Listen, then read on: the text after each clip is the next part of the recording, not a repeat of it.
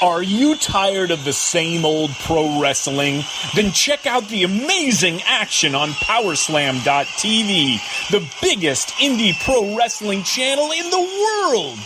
Get over 4,000 hours of the best pro wrestling events from over 110 of the biggest names in the industry from over 15 countries around the globe.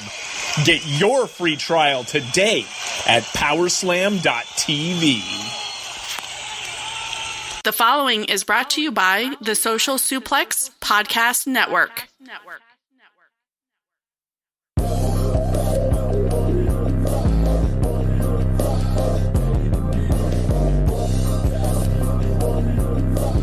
Don't you want to sound rich?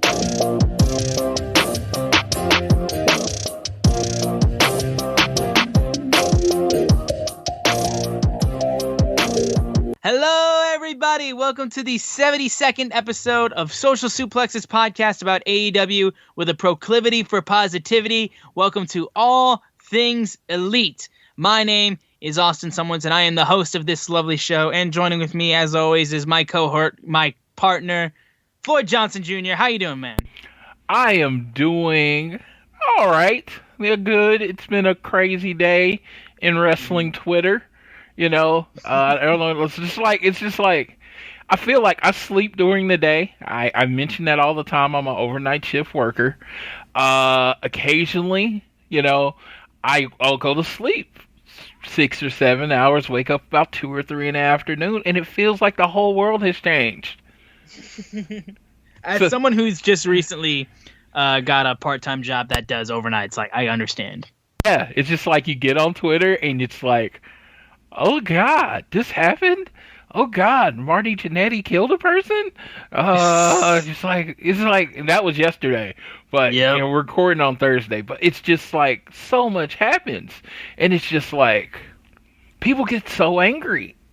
And I feel like that's just every day is just a new day for wrestling Twitter to just go crazy. Yes, I talked to my friend Jason, and he is a very casual wrestling fan. The only time he talks about wrestling is with me, and I say, you know what I keep forgetting? There's a large part of the fan base that wrestling is just a TV show that they like, that they watch wrestling, and then they never talk about it after it's over. Mm-hmm. They don't go Twitter. They don't. And the other thing too is like I always go back to this too because it's a thought that I always have about wrestling because you always remember that moment where like as a wrestling fan you start to become aware of like booking and behind the scenes stuff and just how the sausage gets made. And you always wonder, like, how it would feel to just go back to that time where you just watched it because it was fun to watch. Not even, like, that you knew that it was fake, but, like, you just didn't pay attention to the inner workings of the product. Because I remember when I watched it when it was fake, and that lasted, like, a couple weeks, because then I quickly found out, oh, this isn't real. But I always wonder like how it would feel just to go back where I wasn't looking up like Meltzer star ratings or like seeing what Twitter's freaking out about or anything like that. Because it seems like so much more relaxed. It seems like so, but it's like it's so integrated in my mind about pro wrestling that it's almost impossible to go back to that. Yeah, it's like with me and my family was an open secret. You know, they let me believe it's real, but everyone knew it wasn't. And then as I got older and came to the conclusion, they just started talking about it. There was never this wrestling is fake moment or wrestling is scripted moment. Not like a Santa Claus thing. Yeah, like Santa Claus thing. They just let me come to my own conclusion. Like my dad told me Santa Claus wasn't real at like 6. He's like, Santa Claus didn't work all these hours to buy you these gifts. I did that. he was real. He wanted his credit. Of So course. yeah, no, but wrestling was one of those things that, and I thank my parents. They let me come to my conclusions, and that of its own is like it was an open secret. They would never tell you it was real, but they would never tell you it was fake either. They just kind of like, yep, Hulk Hogan can beat that guy or whatever, and it's just like they just went along with it until I came to my own conclusions. And then honestly, from like 13 to 30, I just watched wrestling, had my own thought process and all that stuff. Then I started joining wrestling groups online and all that kind of stuff. And then I heard of this guy named Dave Meltzer. And I tell people that all the time. Dave Meltzer has only been, people are like, man, I've been following Meltzer since the early 90s. In 2015, I found out who Dave Meltzer was. Didn't know who he was. Didn't know why his opinion mattered more than anyone else's opinion. I just was like, oh, and that's when I discovered indies and all this stuff. Like, New Japan was this name that I heard people say that they've wrestled in. It was like, that was the company in Japan. All Japan, New Japan. I knew the names. I knew wrestlers that came from there. But I never watched a match and stuff. I was a WWE guy. I was a WWE and WCW guy. Then I was just a WWE guy. Then I was a WWE and Impact guy. I only watched American wrestling. Yeah, so I'm about 5 years into actually knowing Japanese wrestling exists and watch it, and knowing who Dave Meltzer is. That's what I always tell people. It's like, I'm an old wrestling fan, but I was WWE only for the longest time. Dude, the first time, and this is the first time I think I've ever said this on air, the first time I found out about New Japan and Ring of Honor was CM Punk's pipe bomb in Vegas. When he was like, hey, who knows, maybe I'll go back to New Japan Pro Wrestling, maybe I'll go compete in New Japan Pro Wrestling, maybe I'll go back to Ring of Honor, and then he just says hi to Colt Cabana. And that was the first time I ever heard of those other promotions, and then I was like, oh my god, another promotion got named, because I knew there were other ones that existed, but I was like, I've never heard these mentioned before. Like, what the hell is going on? So, yeah, it's a weird concept, but I think everyone should think about like that time when they didn't like think about it so much and realize you probably were less angry back then about wrestling than you are now. So maybe just step back just a little bit, even though I understand the anger a lot sometimes. I always tell people that I am an excitable person, and at times you can mistake my excitement for anger, but I don't really get angry. If you've been around me, it's not really a default for me. I don't get angry. I get excited. I get happy. It's just like you have to like hurt someone I love to get angry. I'm not gonna get angry about the fantasy world of professional wrestling, which I love with all of my heart, but there's no one that's gonna get me angry about it. When I feel people getting actually angry, I'm just like, okay, let me bow out the conversation, because I can do this. I can talk and yell, and we can go have dinner after and never talk about wrestling again. I'd be fine. Some people aren't capable of that, and it's fine. I'm not better because of it. It's just I grew up with a lot of yelling, so it's just yelling is a love language. But to my point is that it's just I tell people, if you get really upset and angry about something, kind of check it. In the end, it's fun. It's something you're supposed to love, and I don't understand something that you love and like, and it's literally there for entertainment value, getting you actually angry. I'm glaring at the Star Wars fans right now, just so you know. No, and that's something I didn't know existed until like this year. Seriously? Let me I love TV, right? But unlike wrestling, it has never crossed my mind to get online and bitch about something that happens in TV or a movie. Like, I know Kevin Smith talked about it in Jay and Silent Bob Strike Back. I do. I knew that was a very big part of it. It never crossed my mind to do it.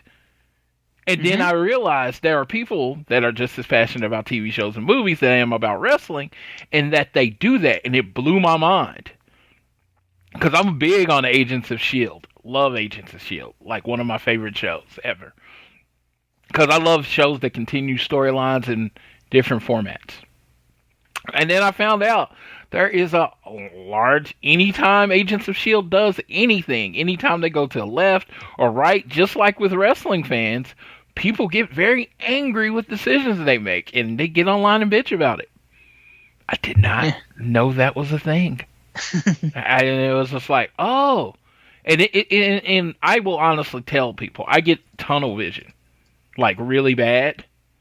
Like, the stuff I care about and focus on, that's what everybody cares about and focus on.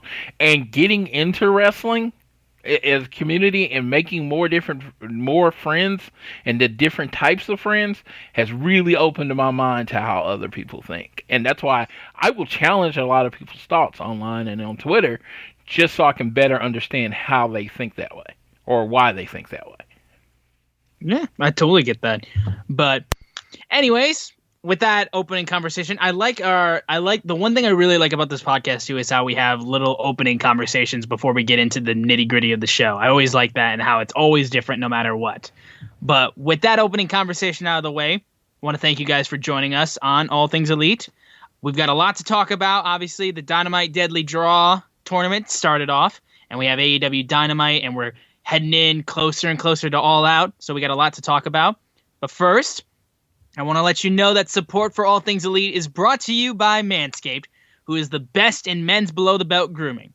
Manscaped offers precision-engineered tools for your family jewels. They obsess over their technology developments to provide you the best tools for your grooming experience. And if you use the code SUPLEX, you get 20% off and free shipping. Not just one or the other. You get both combined into one. Floyd has used their products over time, and he has very much been enjoying them. Yes, I have. And I've focused a lot on the ball deodorant. So I imagine people that listen to this show must think Floyd has really musty balls. I do not. That was just a product that I didn't know existed. So when I used it, it kind of changed my life. But let me tell you about the Clippers, the 3.0. The Lawnmower 3.0. It is for a person that has a hair issue down there. It is the best way to take care of that hair issue without having any nicks or cuts.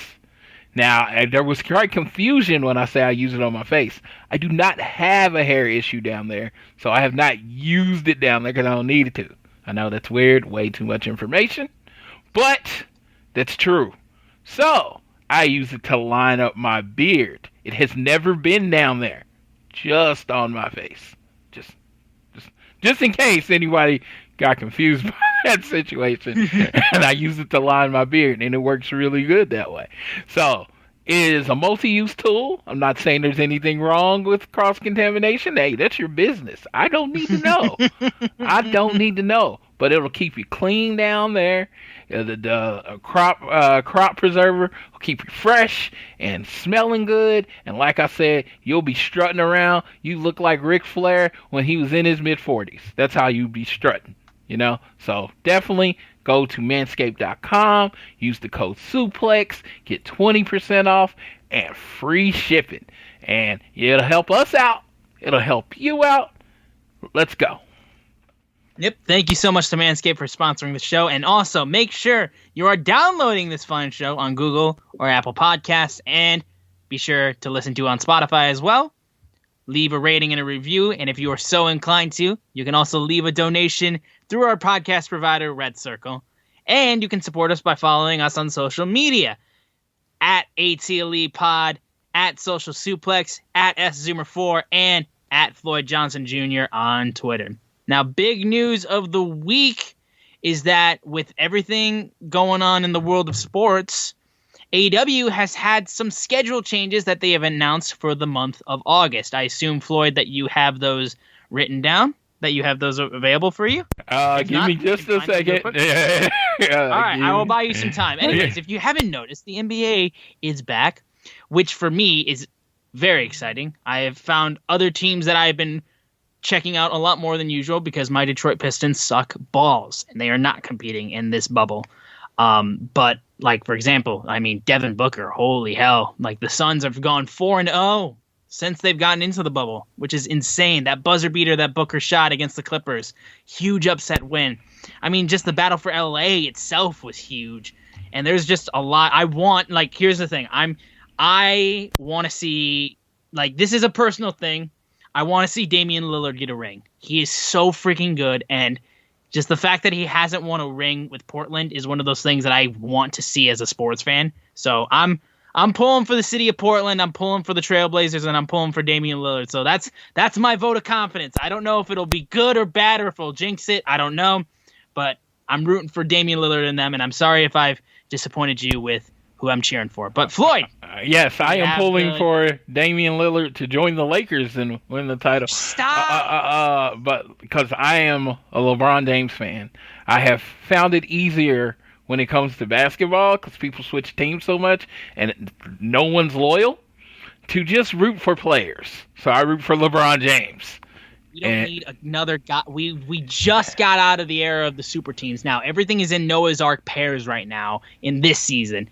We got out of the super teams. I don't need another goddamn super team, and it doesn't need to be the Lakers who don't know what hardship. Would you call them a super team when it's just LeBron and Anthony Davis? I think you gotta have.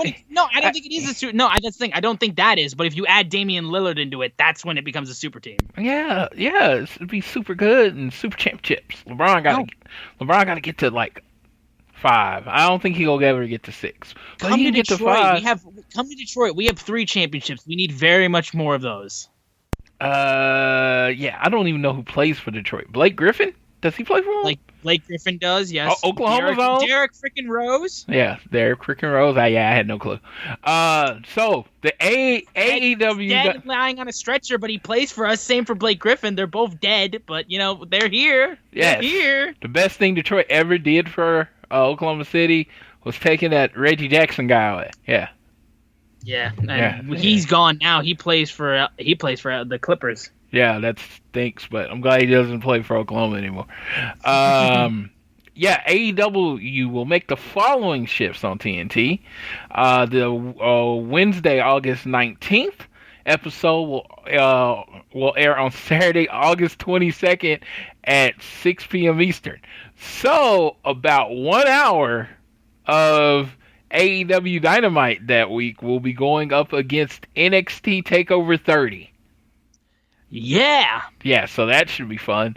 Saturday night. Then we got on Wednesday, August 26th episode will then just be moved one day till Thursday, August 27th. I wonder if NXT will figure out a way to shift theirs. And then Wednesday, September 16th episode will air Thursday, September 17th at that same 8 p.m. Eastern, 7 p.m. Central Time. Now, so my whole thought process is I would love to, I'm very interested in how AEW, if they let it happen, how AEW and NXT do against not competing against each other. Like, yeah, honestly. Yeah, it's like, because I've always felt AEW would be easily over 1 million if they didn't have NXT's competition. But maybe NXT would be over 1 million if they didn't have AEW's competition. So I am very interested to see. I am one person that watches both religiously. So I look forward to them being on different nights if it is allowed to happen. This is pending. WWE seems to have emergencies that have to move their TV to the exact same time as NXT is the exact same time as Dynamite. So maybe that's what happens. I don't really like the whole Dynamite going up against NXT TakeOver. I feel like that was that was on purpose. Maybe I'm wrong. But hey, counter programming is counter programming. Let's see what goes down. Yeah. And one other thing we got to talk about as well is the Dynamite Deadly Draw. We had 2 matches in the giant tournament that's happening. One of which featured former NXT women's wrestler Tay Conti, which I found, when I saw that was announced, I was actually very surprised because I legitimately thought she was still signed by NXT. So when I saw her, I was like, wait, really? Because I remember seeing her in the giant group of NXT women at WrestleMania 34 in that women's battle royal. So to see her now wrestling for AEW is pretty crazy. Not to mention, you know what that means, right? You just outed yourself, right? That you weren't listening to All Things Elite religiously before you started doing the show. That's true. Because she was on our list of people where we were saying, do we want them in AEW or not? And she was someone we wanted in AEW, so that's good. Yeah, it's very good. Not to mention, honestly, it's just personal preference. She's so beautiful. It's like, oh my God. I gotta hold myself back. Okay, let's talk about the matchups for the first edition of the Dynamite Deadly Draw. We had the Nightmare Sisters teaming up to face Penelope Ford and Mel.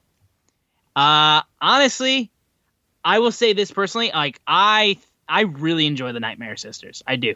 I think, like we said before, the fact that they're randomly selected teams, the fact that the Nightmare Sisters got paired together is kind of, like you're stretching logic very hard there, and not the rapper, but you're stretching logic very, very hard right now, and it's gonna break eventually if you continue to go that far. But anyways, did you like how? I mean, I like how they explained it. Yeah, I might have missed it because I was. Brandy and Allie were picking. Brandy was complaining about them not being tag team partners.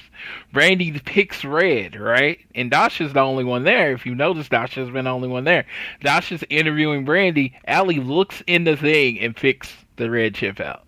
Ah, okay, all right. So I was like, I must have fast forwarded through that. It's like at least they made an attempt to explain it. Like the super tightest, no, it was just like, I'd rather them say they got the TK and got an exception because they have been tagging together and none of the other teams had been, tagging together. But, if you're dealing with Allie being duplicitous, this actually drives home that character. It does work better for the character, and honestly, if they just gave them an exception, it would just seem like, that sounds kind of bullshit. Isn't that kind of bullshit? Just because she's Chief Brandy Officer, sounds kind of bullshit. But either way, I thought this match was pretty solid. I'm just excited more so to see the more teams that actually don't normally team together, which is why I was excited to see the second match a little bit more than the Nightmare Sisters one, because these were wrestlers that haven't teamed before, and I was more so intrigued to see how they worked as tag teams. So, but overall, I thought both matches, honestly, on this were pretty dang solid, and the whole tournament looks promising to me. I'm going to give you a controversial take that people will probably stab me for. Oh my God, Floyd's being controversial. Yeah, I'm going to be controversial. I don't think either one of these matches would be what I call TV ready, like national TV ready. I mean, that's why they're on YouTube. I think the YouTube space is perfect for that because, I mean, they were good for YouTube. That's the whole thing I went into with it. The fact that they put this on YouTube instead of it just being put on top of Dynamite. But again, that's what I thought of it going into it. You're going to build chemistry. You're going to get better as each week goes on, and each week will get better.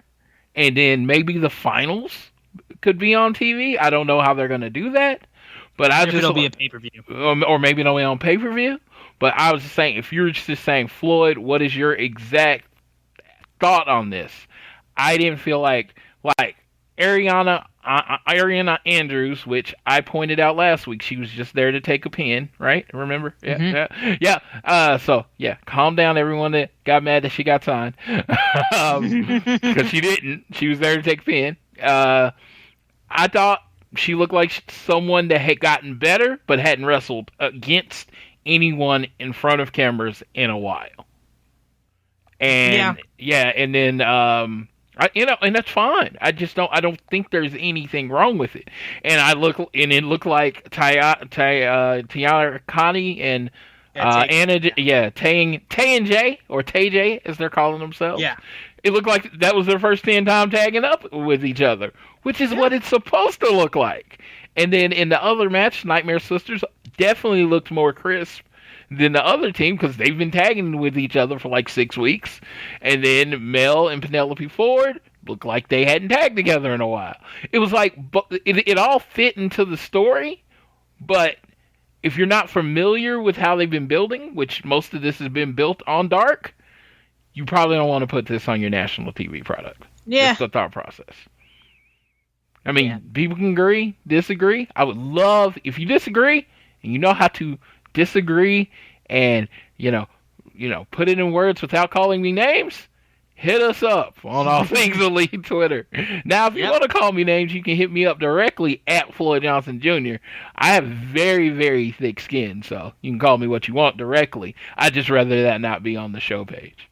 Yep, there you go. Yep. And honestly, I do think that, like, for YouTube, it's fine. And I do think it's good that they kind of just soft opened it on YouTube. Just because, like I said, the whole idea that most of these teams have not teamed before, it's gonna be interesting to see how they go over time. That's the thing I'm looking more so toward the future of this tournament. And I think as time goes on, the chemistry will get better and the matches will get better, I feel like.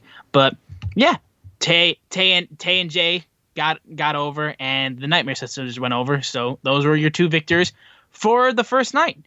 Yeah, and now, they didn't announce really any. I don't even think we know who the teams are for next week. We don't. Yeah, so it's like, and it wasn't. I mean, spoiler, it wasn't on Dynamite or Dark. So we're literally gonna find out next week, right before the match, apparently, or they're gonna announce it like Sunday or something. Yeah, put it on Twitter or something. But now let's get into this week's episode of AEW Dynamite. We opened up just straight up with the 12-man mega tag match between the Elite and FTR versus the Dark Order. I thought this match was pretty good. This is personal with me. I don't like mega like multi-man matches and tag matches. With the Elite, I give it a little bit of a pass because they know how to create good spots out of these, but I thought this was a decent opener. It wasn't like the way to come out the gate like they normally do, but it was a pretty decent opener, and it was solid enough to the point where I was like, that was good. I wasn't anything that I'd write home about, but it was good. I more so got excited every time FTR got in the ring because I've just been loving watching them just go and just do such great tandem offense. And yeah, I mean, you had Colt Cabana, who was like, I love the points to where like the Dark Order would beat up on the Elite and team up on them, and Colt being like, what are you guys doing?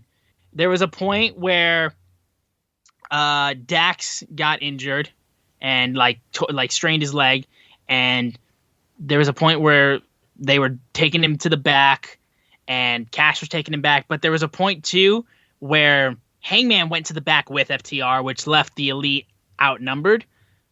And it's like, I don't know if you noticed this, but I noticed it because I'm all about paying attention to the commentary. It seemed like they had Tony overdub some lines in post that were put into the commentary because you could tell his audio was different at multiple points in the show. And it was something that the commentators did not point out happening like well enough. And I was like, come on, guys. Like, that's a big moment in that match. And you had to do it in post because it was a taped episode. I was like, you got Jim Ross, Tony Schiavone, and Taz there, and nobody figured to like call that spot out. Well, I was like, well, the big thing is, and I have to say this, Excalibur's the play-by-play guy. I know. And he's the one that calls the spots. And Tony kind of just, JR is color, and Tony just kind of yells random thoughts at times. That's kind of their roles, and they're very good at those roles. Which is crazy though, because sorry to cut you off, but like JR was the play-by-play guy for the longest time. So you would think that a spot like that he would know to call something like that. And if you go by the internet rumors, which I try not to. But it seems like Excalibur kind of pulled himself out of the show kind of last minute, so they all had to adjust on the fly. And since they recorded this all in one day, right?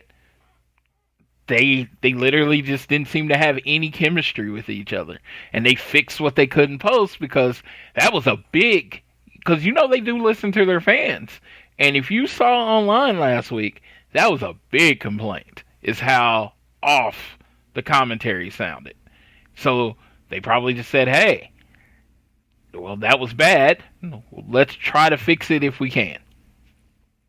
Yeah, honestly, and I'm glad that they're listening to that. But like, it definitely you like people who were noticed like, really noticed. hardcore, hardcore. Like I don't even pay attention, and I noticed. There was that's a different Tony there than the one. Yeah, and he's there multiple times in the show.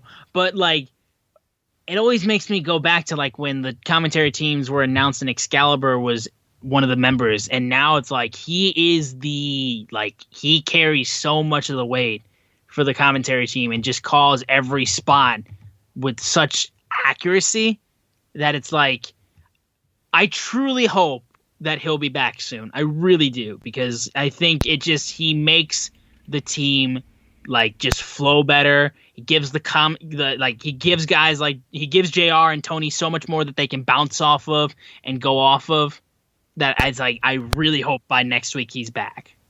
Yeah, I mean, he's elite. He's really good at his job. I mean, no pun intended, but he's really good at his job. It's like that's why he's the only mass commentator in wrestling. Because he's so good that you just don't go find someone else that can do what Excalibur does. Yeah.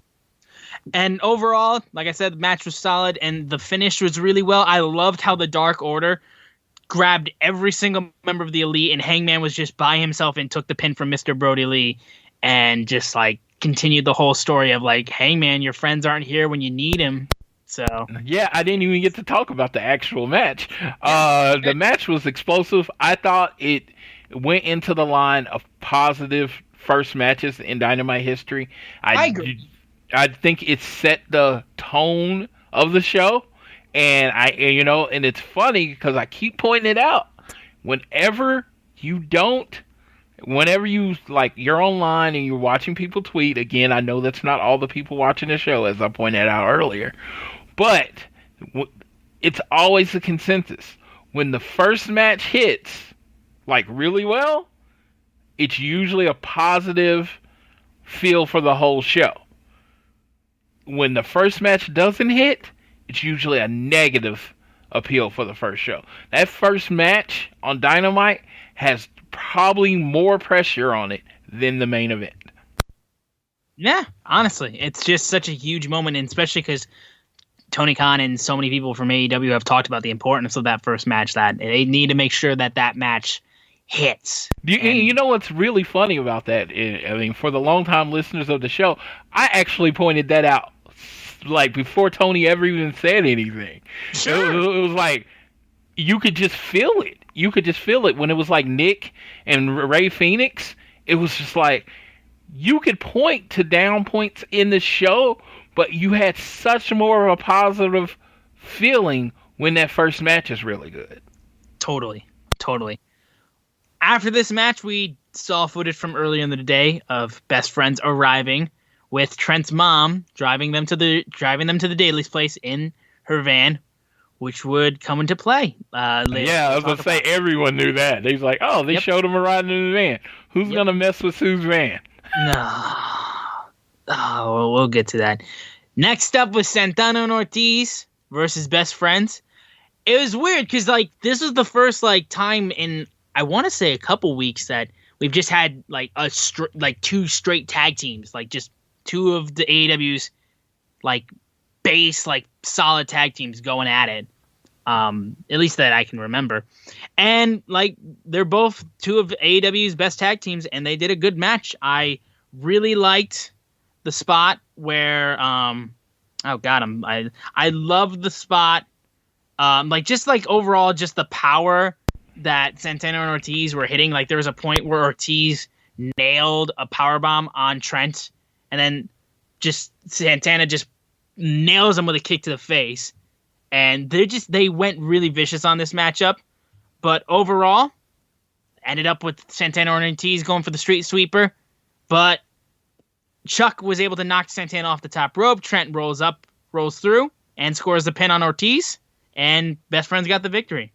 And I like how Best Friends are like getting some good wins under their belt. Oh my God! And I love how they set us up.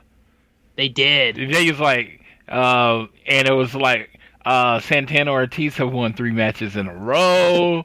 This is a must win. They're trying to get back in the top 5. They have been consistently in the top 5 for the long time. And they just built up how important this match was. So I came in the match thinking there's no way Santana and Ortiz is losing in this match.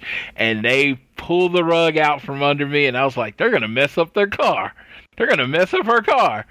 Oh, no. I just in my soul, it was just like, oh, that's what's about to happen.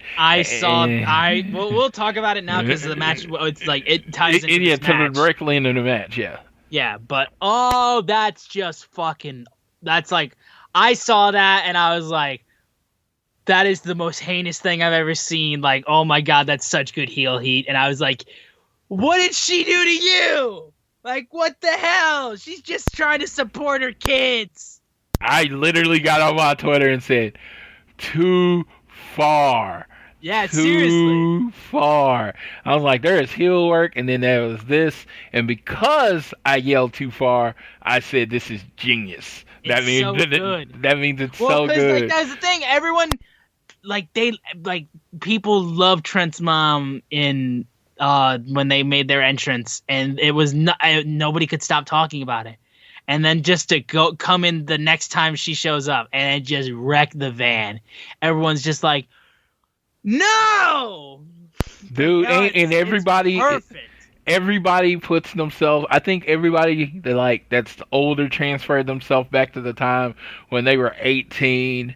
And they borrowed their parents' car, 17 or whatever, borrowed their parents' car, and something happened to it.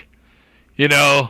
That's like a plot line in almost every family TV sitcom. Yes, and it's like something happened to it. Most of the time in real life, it's like a little scratch or a dent, but, you know, dude. It gets treated like the end of the world. Yeah, but they busted out our windows. And then spray painted Sue. And X'd out her name across the front. So this shit was personal. This was not like, this kind of accidentally happened. It's like these 2 dicks that we wrestled destroyed your car because we won. Yeah, just like they're dogs. They're just dogs, Santana and Ortiz. Like, oh my God. It's such a good moment. It automatically made it a heated rivalry. It did. Literally, that's all it took. Yeah, it's like, dude, you like a match that really had no heat going into it is like the hottest tag team rivalry now. No, seriously. And like the way that Trent's reaction was too is like just legitimately is like Trent's like, you do not touch my mom's van. And he said, when we beat you again, you're going to apologize to my mom over speakerphone. So now there's real stakes to it. Because imagine just the footage of like Santana and Ortiz like with Sue, who I'd imagine would just be yelling so loud, and they just gotta be like, "We're sorry." So this was one of my favorite moments in the entire show. Yeah, it was one of those things where, you know, I've asked the question. I have asked the question many times. How do you build heels now when anytime you do anything bad or say anything bad, people have this tendency to just say, I'm not going to watch your show anymore instead of, the right kind of heat. AEW is really good at the right kind of heat. Yeah. No, yeah. And this is one of their best examples with it too, honestly. Yeah. Like I want Pride and Powerful. I want Santana Ortiz to get their ass beat for messing with Sue's car. That is why I'm watching next week. I don't. Exactly. That's all you need. We then had a small appearance at MJF campaign headquarters, and he gave a little behind the scenes of the magic happening, which looked more like a sweatshop, honestly, just with the way that people were so not happy to be there. He he talked about how the campaign's not over until Jon Moxley's AEW World Title is around his waist at All Out. And the best part was when he had everybody there just say his catchphrase for the campaign, and just everyone said it with the enthusiasm of like a cast member at Disneyland who does not want to be there anymore. He said it with that much, and they said it all with that much enthusiasm, and it was lovely. Let me tell you, personal story, what it reminded me of. I went to a store this morning to remain nameless because I don't want to bury the store, but it's where the AEW figures are supposed to be. And I've been to that store every day this week. Every day I see the same woman there taking stuff out the box. And so today, the 4th day that I've been there in a row, I decided, you know what? I'm just going to ask her so I can stop coming up here. And I was like, hey, do you know when the AEW figures get in? Again, I've been there 4 days in a row, and I've seen her 4 days in a row. I know she's seen me these 4 days in a row, because like I'm there at 7 o'clock in the morning when they open. And she's like, I have no idea. That was it. She didn't call anyone. She didn't call anyone. She didn't write it down. She did nothing. And it was like that moment. She gave me the most don't give a fuck answer ever. I'm like, man. Yeah, she no-sold me all the way. She's like, she gave me, I don't know. Boom, done. Right back to what she was doing. Go away. Get away from me. Honestly, if it wasn't for the fact that those figures and like all that stuff is being sold at, because I know what store you're talking about. If it wasn't for the fact that those figures are being sold at that store specifically, I would never shop there. It's the worst. I wouldn't have went back. I literally I went back and I saw her name. And I was like, you know what? I'm not that person. I was like, I'm not. I don't want to ever cost anyone their job. It is one of my biggest fears is that I get someone fired. But it was like that moment because it was like she so didn't care that I was there at all. The inner Karen in me came out for a second, and I had to quelch it. And it's like, get down, Karen, get down. And then I went back and I just left, and I'll just keep going back up there. And I know never to ask her for help again because she has no interest in helping. Yeah, listen, if you have an inner Karen, everybody at home, if you have an inner Karen in you, you keep that shit put down. We don't need to see that. We don't need to see it. Yeah, because it would have been the stupidest thing to raise a stink about. Sure. I'm a 40-year-old man going to buy toys at 7 o'clock in the morning.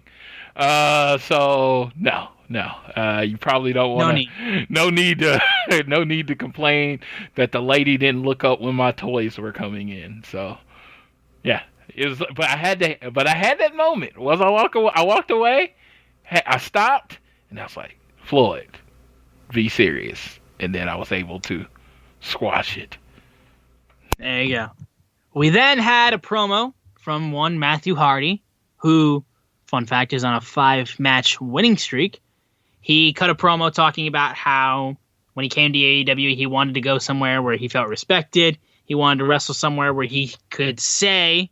He had a say in the direction of where his career was going to go and be an attraction and help introduce the multiverse of Matt Hardy to AEW and also introduce new superstars and new wrestlers. I say superstars I just realized what I did there. Introduce new wrestlers and such to the audience.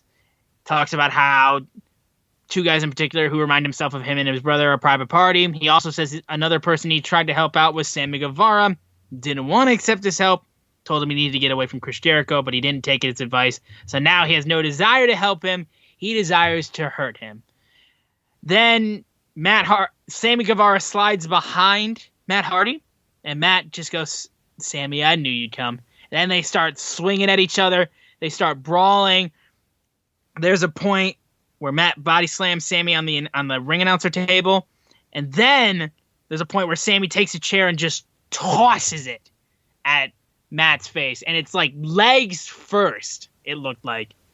And by that point, Matt's head completely busted open. Blood's dripping on him, and he's lying on a table.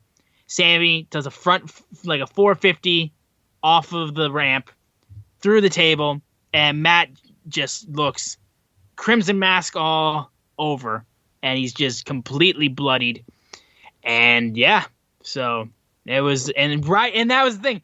After that happened, that Inner Circle moment, we then had the moment where Santana and Ortiz destroy Sue's minivan. So back to back, we had vicious attacks from Inner Circle moments, which I thought, I didn't even realize until looking over the notes. But good idea there. But yeah. Yeah. What'd you think of this segment? Okay, so first of all, I'm not super telling people anything they don't know, but if you noticed, how many times do you get a character coming out and basically saying, "Hey, my character didn't work"? Because that's effectively what he said. I came here. I was going to show you the multiverse, show you the multiple characters. We listened to our fans, and basically you didn't want it. Dude, how powerful is that? When is the last time, seriously, a wrestling company just said, a character comes out and just say, you didn't like my character, so that character is going away.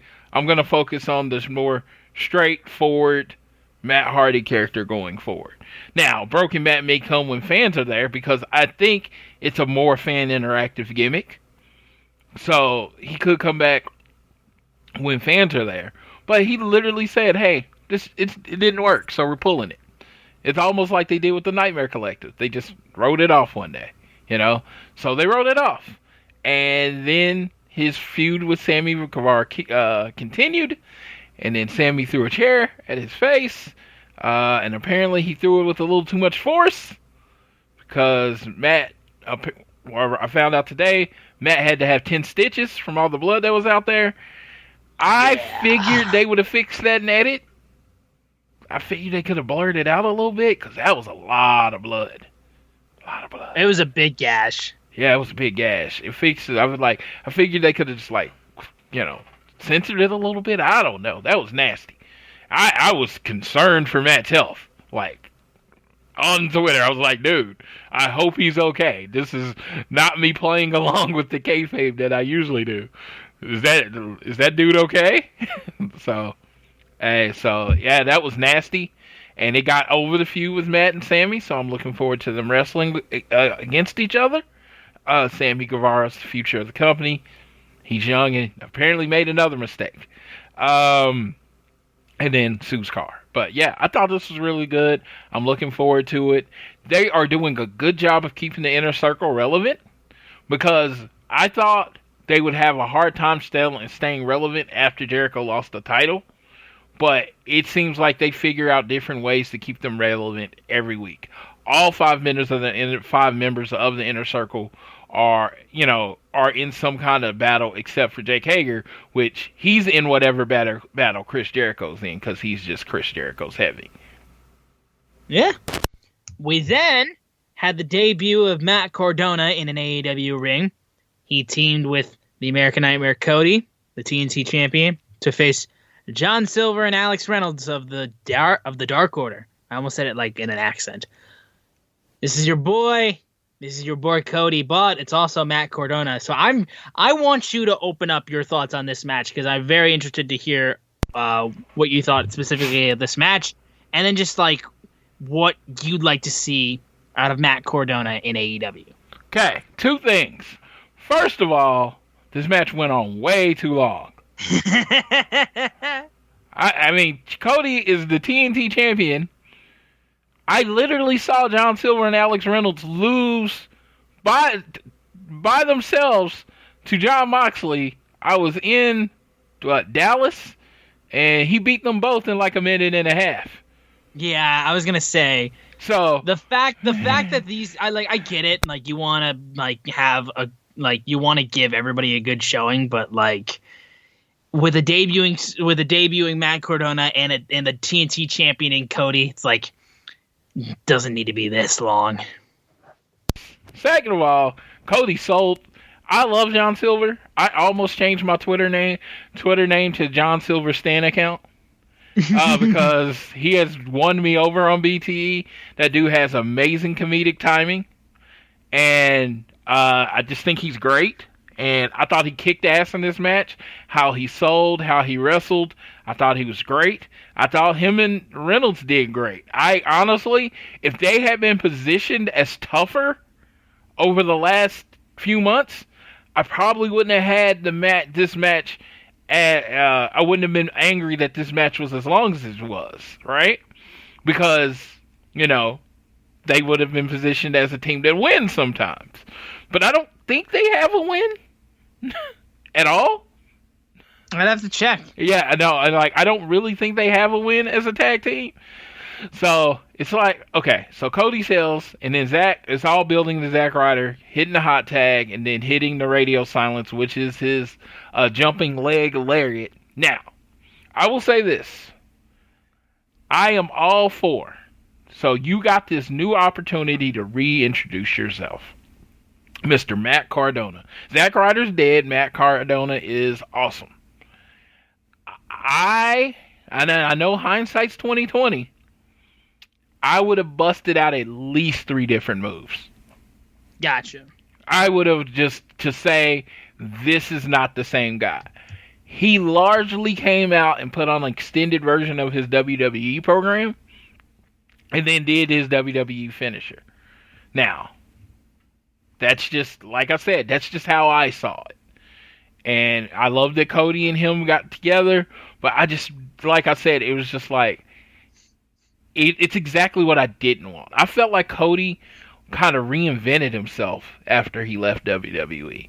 And I'm not saying, come out here and be a completely different guy, because you can't, But you could have added 2 or 3 moves, maybe changed your finisher to say. I would say I do like that finisher, though. I do. I dig it. But it has stink on it. Well, doesn't the Crossroads have stink on it, though? Because that was his WWE finisher. That was Cody's. But look what he's done. He's done the triple Crossroads. How often does he finish the match with just the Crossroads? All right, I guess.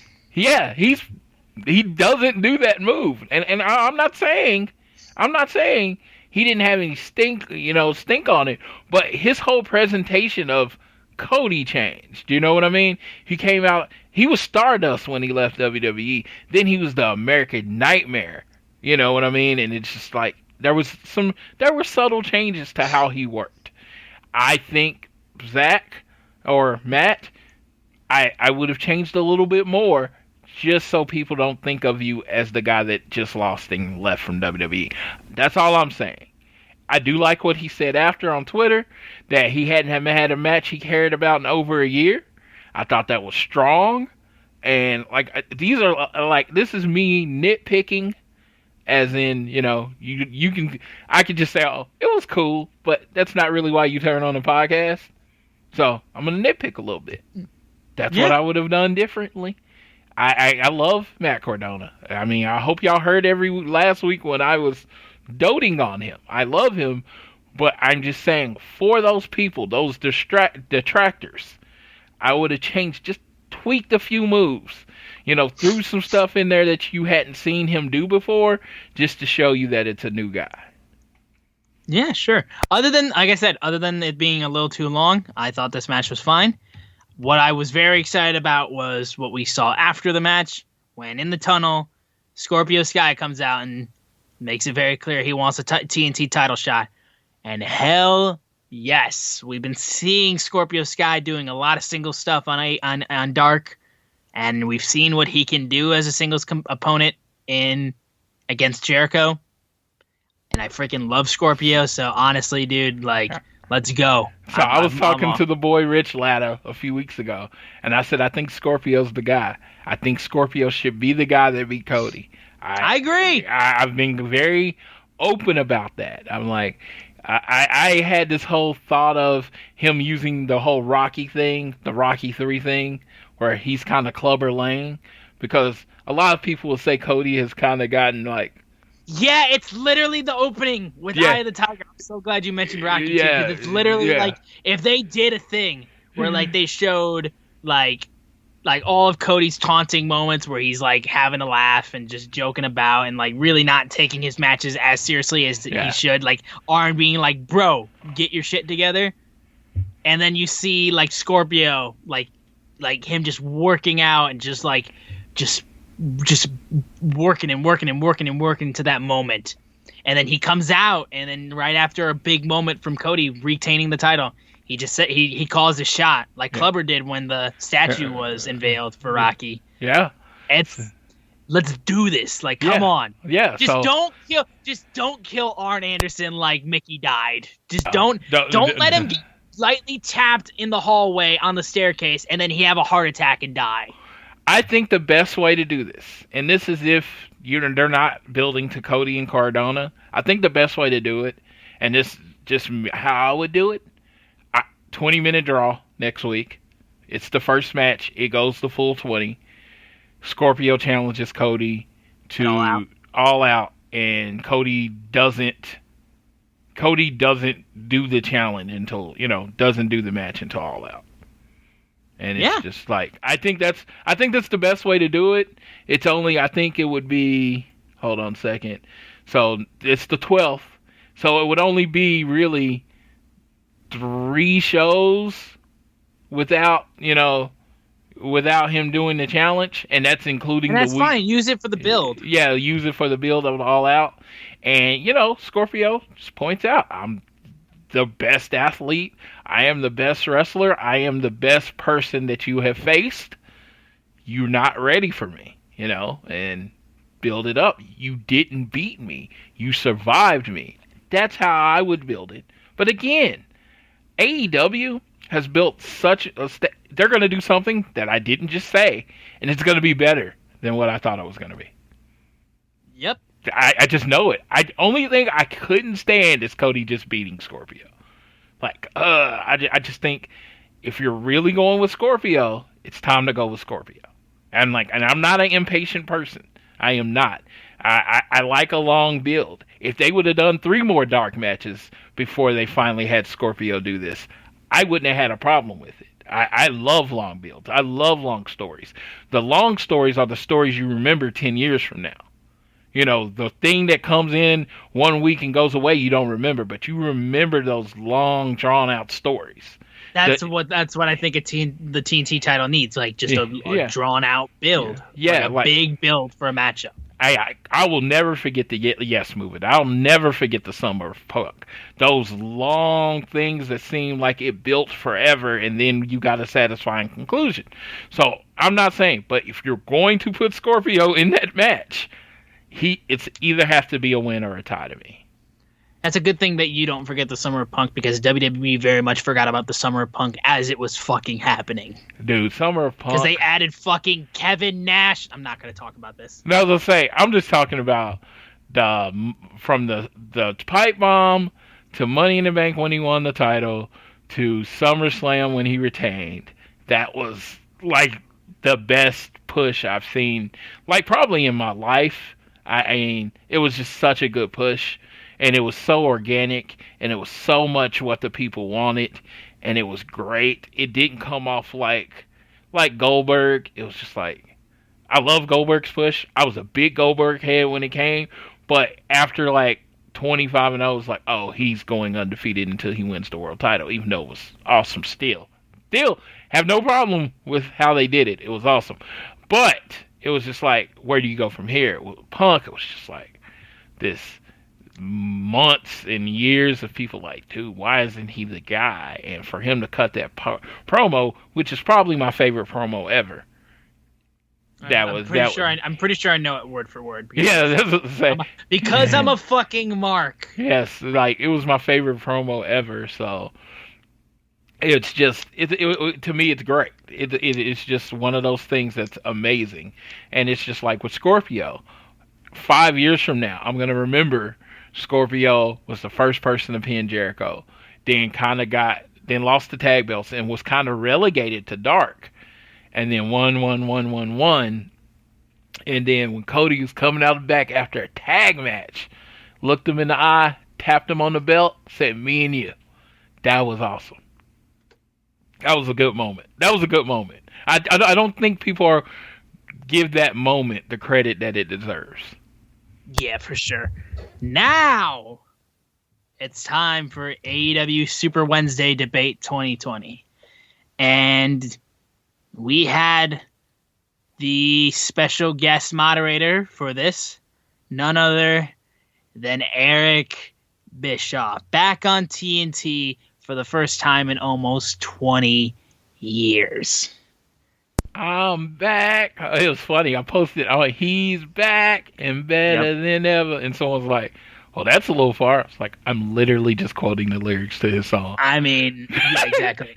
I'm like, dude, it's like, calm down. Catch your hint. He didn't even do anything. How could he be better than that?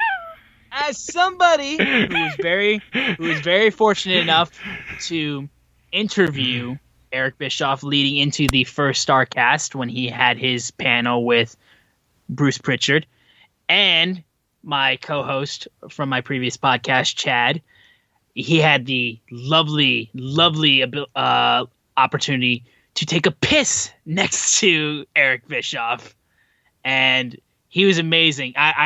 He's told me this multiple times, and I haven't shared this with you, Floyd, but he was in the bathroom at StarCast, and he was right next to Eric. And Eric just looks over to Chad and goes, "I did your podcast, right?" And Chad's like, yes, sir, you did." And he's like, "You're pissing next to the wrestling legend, kid."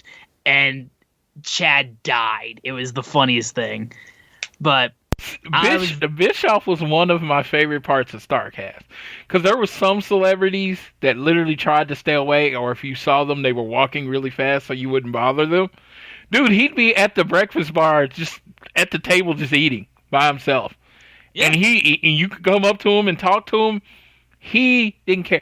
Eric Bischoff, I know people hate him, but in person, he's like the chillest dude ever. He's very relaxed, and like honestly, because like I was like when he was one of my biggest interviews I've ever had. I was shitting bricks because I was like, "Holy shit! This is huge for me." Yeah, and like we did it over Skype, and like he turned on his webcam, and I just see him in his house, and I'm just like, "Oh my god!" It kind of just hit me. And he's like, "So are we doing this for a video?" Or I was like, "Oh no, it's just audio only, sir. It's no big deal." And he's like, "Okay, cool." He just kept on his webcam, and now I'm just like looking at him as I'm like, because mine wasn't on, so I'm just looking at him as I'm just like trying not to freak out because I was like, "Oh my god, I'm interviewing Bischoff. What is happening?" And I was just so chill, so calm. Gave me a ton of his time, and he was super nice. Yeah, I was so excited to see Bischoff here, and just the whole significance of him being back on TNT was huge. And just this segment, super entertaining.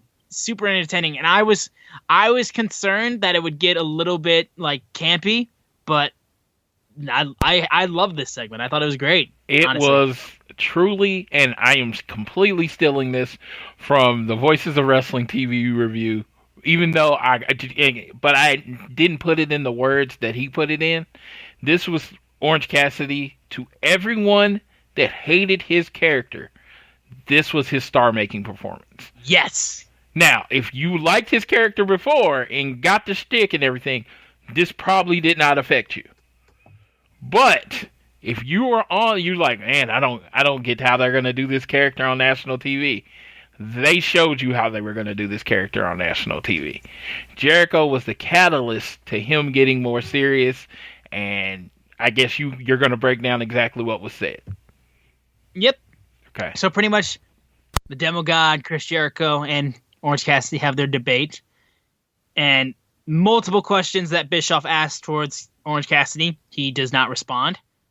Jericho talks about how he takes nothing seriously. People laugh at him behind his back, and I do as well. Nothing more than a flash in the pan. Calls him the epitome of every smart mark watching at home. Ignorant, lazy, and entitled, and overbearing. A pimple on the ass of the pro wrestling business. And then just says, next week, he's going to pop him, beat him again, and make him replace his $7,000 designer jacket. And after Orange Cassidy had his lovely response to the global warming question that was asked of him by... Which I couldn't duplicate if I tried 1,000 times. I tried to write it down word for word, dude, and I was like, I'm going to butcher this even if I read it at verbatim. So I was just like... I literally want to ask him, out of character, just... I don't know his real name, but how many times did it take you to get this right? And did you get it right? Because I wouldn't have been able to tell you if he got it right or not. It's like I literally, honestly, yeah. I have 100 questions. Last question. Yeah. Yep. In the last question, where Bischoff asks why this rematch means so much to them, Jericho starts to talk, but then Cassidy just says, "Shut up," and then that's when he cuts his promo. And I'll just read it verbatim because this is him legitimate. This is like, it's like if he looked down the barrel of the camera and then was just staring at everybody who was just talking every amount of shit towards him. About his entire career and his character. This was his big moment to show you, like, oh, I'm way more than what you think I am. Chris, I know what you're doing. You scheduled a debate against a guy who doesn't talk. You're trying to embarrass me with all this, but I'm not embarrassed, Chris. I don't care about you, but I do care about next week. I care about that match. It's the biggest match in my life, but it's also the biggest match of your life, too. You're Chris Jericho, man. You've done it all. But what if Chris Jericho loses to the guy who puts his hands in his pockets and just takes off his glasses, tells him to look him in the eyes, and look into the eyes of the man that's going to embarrass you and that's going to beat you? And then Bischoff just says, "You've walked away with this debate," and just like, global warming thing got me. Jake Hager then just goes and just beats the shit out of Orange Cassidy, grabs him, throws him into the Judas effect, knocks him out cold, and then best friends run down to check on their friend. Great segment. Jericho can teach a class, many different classes, but he could teach a class on facial expressions, selling what the person was saying. Like, I'm watching this, and I'm kind of looking at Jericho, and his stunned and change of expressions when Orange Cassidy is going at him was like the most believable thing I've seen in a very long time. And it was like, that was truly true. It drove home everything Orange Cassidy says. If Jericho sits there and he no-sells it and he has a I don't give a crap look on his face, I don't think this promo has the effect that it does. It was that his look on his face was like shock, and that this dude seems angry, and I'm actually afraid because he's going to beat me up. He sold all of that just in his facial expression. I mean, if you don't, like, go back and watch it. Watch how his face changes as Orange Cassidy talks. It sold everything Orange Cassidy said. Jericho, man, Tiffany tells me Jericho's the GOAT, and I'm just like, I might not call him the GOAT, but I'm not going to tell you anyone's better. Right? Honestly, I can think who my greatest wrestler of all time is, and I can think who my favorite wrestler of all time is. But if someone's going to tell me that Chris Jericho is their greatest of all time, I will not argue that at all. Right? Yeah, you could say name 5 people better than Chris Jericho. I can't. I really can't, honestly. Especially now. Like, nowadays, like, you almost can't. You really can't. But after this segment, we had a small little moment where Dr. Britt Baker was interviewed by Tony Schiavone. She then elaborates on who she wanted Big Swole to wrestle first before she got in the ring with Big Swole. And the opponent that she chose was Reba, who is so not happy about that decision. Big Swole then just comes down to the ring, like just stone look on her face, and then just kind of just goes after her. There's a point where Reba gets a little upper hand because of a distraction from Britt Baker, but she went for a moonsault and missed, and Then Big Swole just quickly hit the Dirty Dancing, and that was it. And Big Swole got the victory, so we will be seeing Dr. Britt Baker versus Big Swole. It was a nice little moment. We kind of all saw Reba being announced as the one to wrestle her before Britt Baker got in the ring with Big Swole. So, but I saw this as a missed opportunity.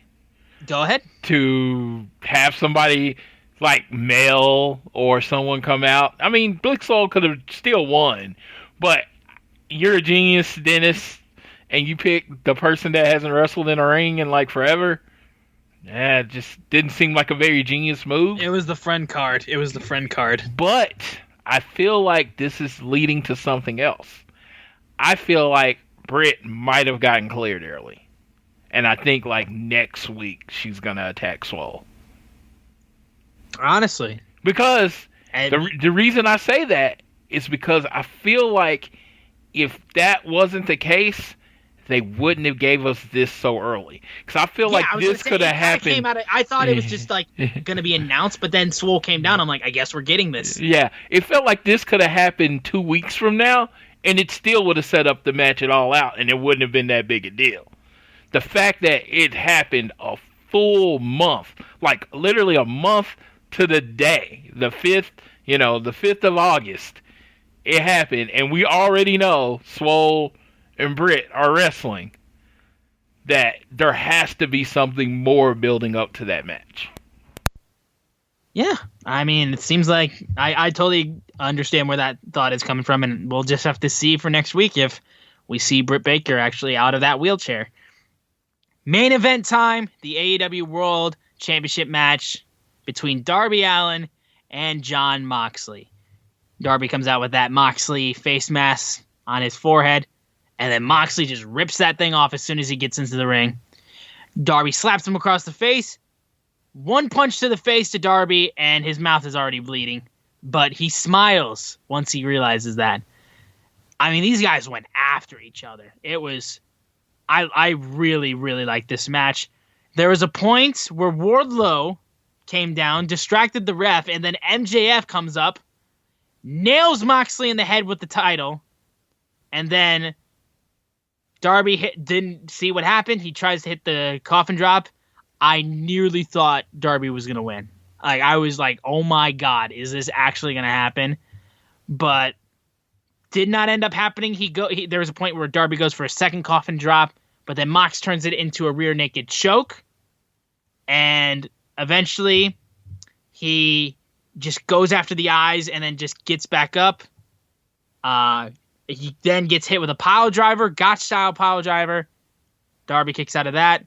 But then he's just like, he gets into the corner and he's just like, I got to do this.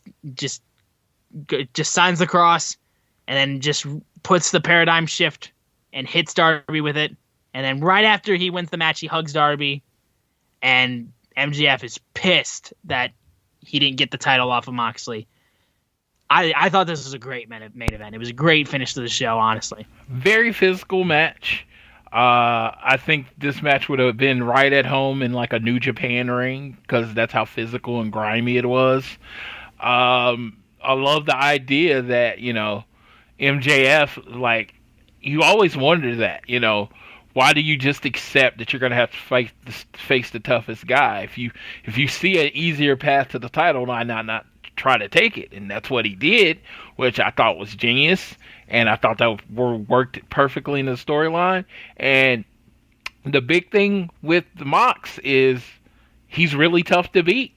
He's not unbeatable, but damn it, he's tough to beat. And you know what drives that home? The fact that he's pretty much taken everyone's finisher and kicked out of it. He's really, really tough to beat. So when MJF finally, if he's the one that pulls it off, he's going to have to hit this dude with a truck to keep him down for 3. And that's awesome. Yeah. Because if you keep that as Mox's character going forward, man, that's a hell of a character. Oh, yeah. Honestly. Overall, for this episode of Dynamite, I thought it was a very good episode. I don't know if it's anything like considered. It's definitely not the best, but I thought this was a very, very good episode of Dynamite, a lot above average for them. And I really, for some of the moments that they created on this show, this episode stood out to me a lot more than some of the other ones. And I thought there was a lot of great things to pull from this episode, and it was just really, really good. I say this was a course correction after a bumpy last week. Like I said, I was going to say, yep. Yeah, there was a lot of different things that caused last week to be bumpy. But this was a course correction. The ratings corrected, hardcore 901,000. That's their largest audience since the debut. So, if I'm not mistaken, correct me if I'm wrong. Did they? I heard that they beat Raw in the demo. They beat Raw in the demo. Like it's 0.29 to 0.283. It was very close, but this is the first time they beat Raw in the demo. Oh my! Yeah. So, yeah, it was. You gotta call it a home run, and you gotta think. Matt Cardona, a name people know. Eric Bischoff. The rumors started coming out Friday. So enough people probably got out there where it might have affected the rating. And, and then a strong world title main event, and then the other show's putting on a punter, Oh, that's it. So I enjoy Pat McAfee's show, but the segment on his show was cool. If you know who Pat McAfee is, he was kind of the anti-punter. He was a real athlete that happened to be a punter. He tackled people. He could do fake punts. He actually played positions in college. He was best at punting, right? You have to know sports to know that about him. As far as a layman isn't that the guy that used to punt for the Colts? Mm-hmm. Or the guy who has a show on YouTube? Yeah, so, I don't know. This is not an NXT show. Not here to bury NXT, because that's not what we do. Because it's about AEW, and why AEW is not so good, not why another show is bad. So, this show, it's back to the A. It's back to feeling like it's the best show. It's back to building excitement to the next week. It hit hard. It was great. It set up some stories going forward. We are 4 weeks away. I think, yeah, so 4 episodes away from, All Out. This is going to be amazing. They still haven't really even said where All Out's going to be yet, which is hilarious. So I'm looking forward to all of that. I'm looking forward to what's going on going forward. I will say, please have Excalibur come back next week. Please. We need him. We very much need him. Now, we're going to get into the preview for next week's episode of AEW Dynamite. Before we do that, though, I want to remind you that this episode of All Things Elite is brought to you by Power Slam TV. Power Slam TV is where you get access to over 4,000 hours of content from over 110 of your favorite wrestling brands from countries all around the globe, and you get it right on your laptop and mobile devices. If you use that code Social Suplex, all one word, you get your first month completely free. Thank you so much to Power Slam TV for sponsoring us. Open yourself up to even more wrestling because we all have the free time now. Check it out. Thank you again to Power Slam TV for sponsoring us. Now let's get into the preview for next week's episode of Dynamite, which is Tag Team Appreciation Night, hosted by FTR. And this has a lot, I think, to look forward to. You have the TNT Championship match between Cody and Scorpio Sky, like we've said. The $7,000 obligation match between Le Champion, Chris Jericho, and Orange Cassidy. We then have some big tag team matches for Tag Team Appreciation Night. The tag team champions, Kenny Omega and Hangman Adam Page, will be defending their titles against Jungle Boy and Luchasaurus of Jurassic Express. And then we have the Young Bucks teaming, once again, to face Evil Uno and Stu Grayson of the Dark Order. Then we have the special appearances of legendary tag team the Rock and Roll Express. They're back. We will also have Tully Blanchard and Arn Anderson, who will also be making appearances. And that's all next week. So, Floyd, thoughts on what we're seeing next week? Obviously, this is hosted by your boys. Let me tell you my biggest thought.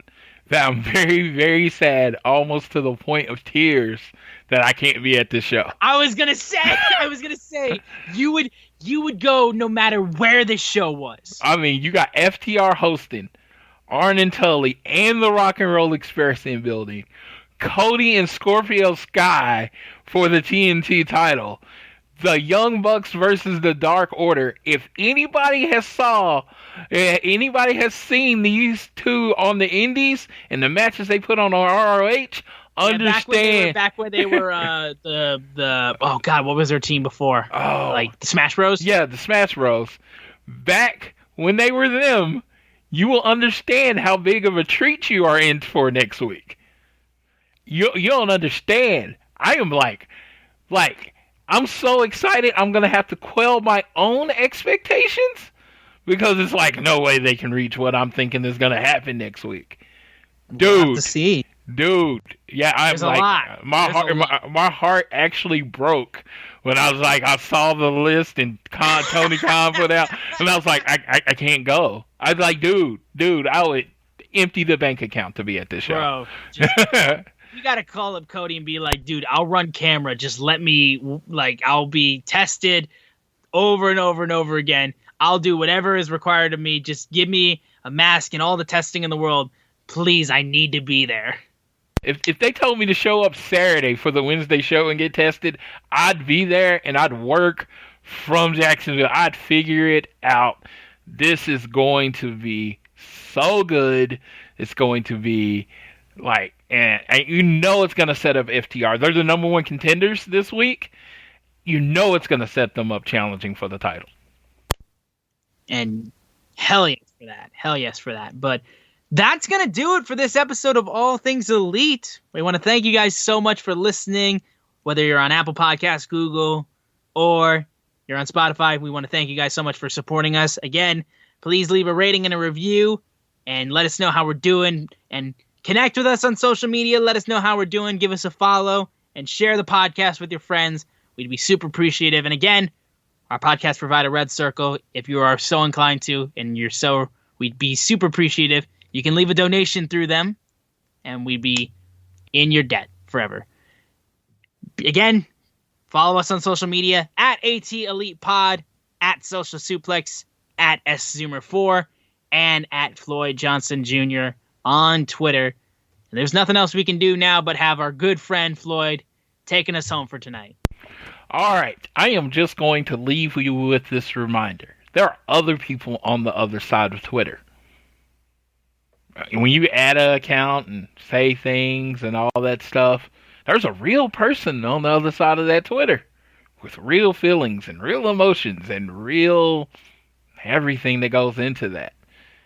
I mean, I know it's social media, and and not face to face with people, and you get a little, you get a little more confident, you get a little more swag, Don't get me wrong, I use the word swag. I'm old. Don't get me wrong. But when I was younger, when I was first getting social media and understanding how it worked, I sent out some stuff I shouldn't have. If you wanted to find it, you could. And then I learned, and as I talked to people and got more friends, that there's just so much stuff on the other side of it, right? So, there's a difference between criticizing and giving your opinions. I criticize AEW all the time. I give my opinions. I say things they should have done differently all the time. Because AEW is not perfect. There's nothing that's perfect, There's no championship game at the end of the year like it is with professional teams. Like last year, the perfect football team was the Chiefs. The reason they were perfect, they won the Super Bowl. That's how it works.